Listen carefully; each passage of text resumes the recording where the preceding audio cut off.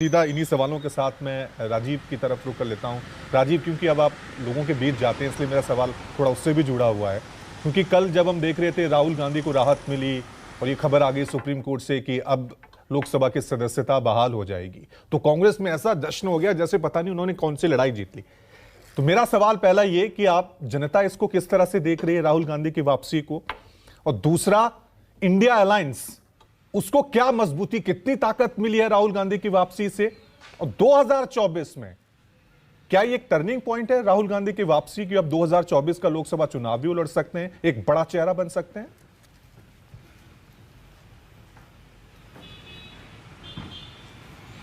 देखिए रवि, ये जो सुप्रीम कोर्ट का फैसला है, ये राहुल गांधी के लिए व्यक्तिगत तौर पर और उनकी पार्टी के लिए सामूहिक तौर पर एक नैतिक और एक तरह से आप मनोवैज्ञानिक जीत कह सकते हैं अभी के लिए मौजूदा दौर में।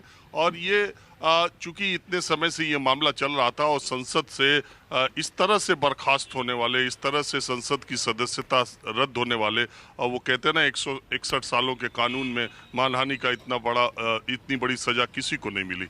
राहुल गांधी ने जो रुख अख्तियार किया और जहां से उनको राहत मिली है और सदस्यता उनकी बहाल हुई है, उससे उनको एक मनोवैज्ञानिक जीत और नैतिक जीत के तौर पर देखा जा सकता है। दूसरी एक महत्वपूर्ण बात यह है कि राहुल गांधी अपने पराक्रम और परिश्रम से जितने बड़े नेता शायद बने या नहीं बने, लेकिन भारतीय जनता पार्टी के मंत्री, प्रधानमंत्री, मंत्री, प्रवक्ता, नेता, कार्यकर्ता उनको बोल बोल के, गाली दे देकर, उनके मजे ले लेकर उनको धीरे धीरे इस देश का बड़ा नेता बना दिया। भारतीय जनता पार्टी के नेताओं को ये श्रेय जाता है कि राहुल गांधी को यहाँ तक पहुंचाने में या अपना प्रबल विरोधी बना पाने में वो कामयाब हुए।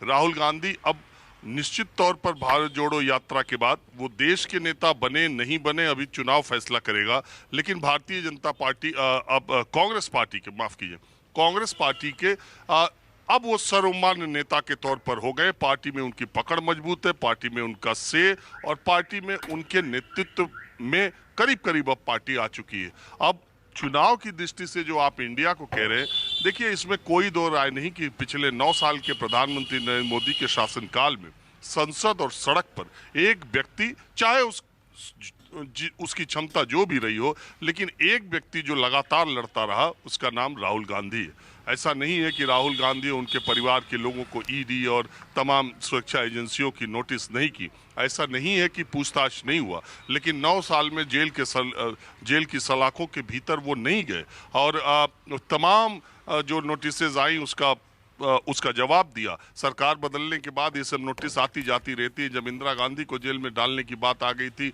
और जब देश के सारे विपक्षी नेताओं को इंदिरा गांधी ने डाल दिया था, तो ये सत्ता का रुख तो इस देश ने पहले भी बहुत देखा है।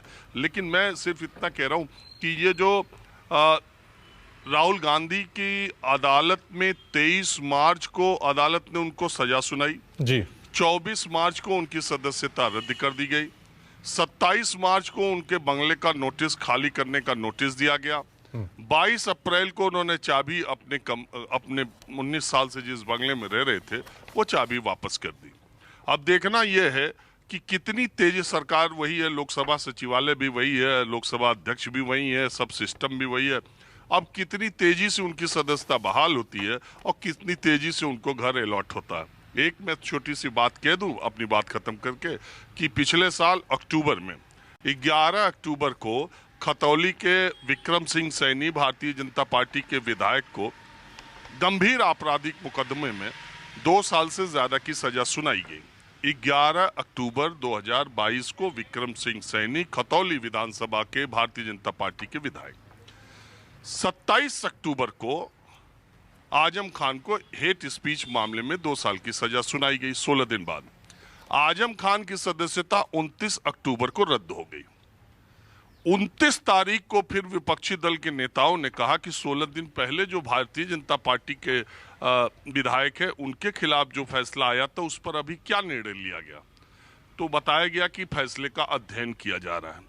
वो अध्ययन होते होते 7 नवंबर को सदस्यता गई, कुल 27 दिनों के बाद।